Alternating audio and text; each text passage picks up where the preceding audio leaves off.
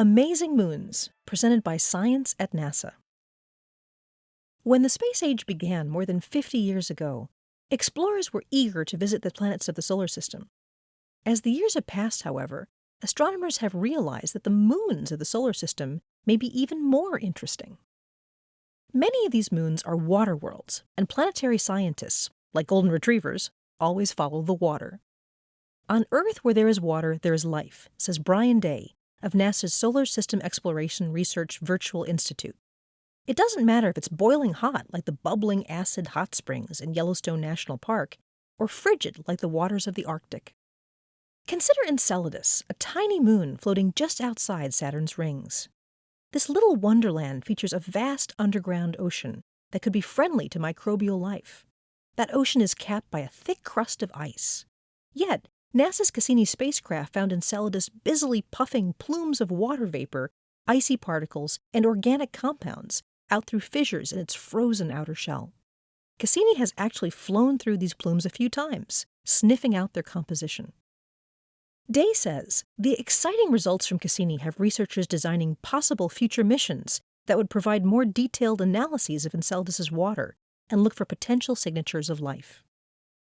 Titan, another of Saturn's moons, is shrouded in a thick atmosphere of nitrogen and methane.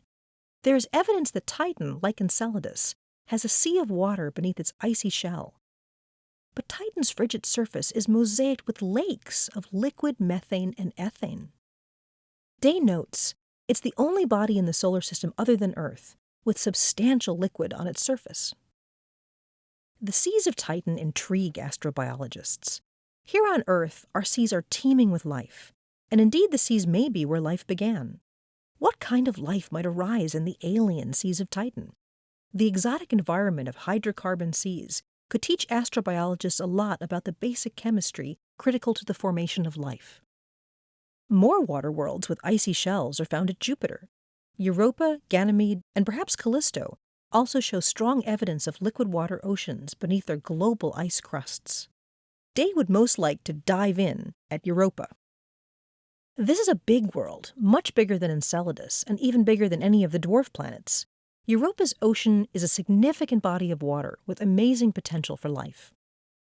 In fact, Europa has twice as much liquid water as Earth, and like the water of Enceladus, it might be accessible.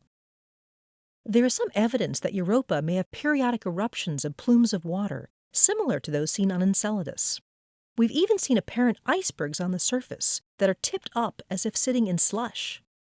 All of these provide us with tantalizing clues of what lies beneath, an ocean of liquid water.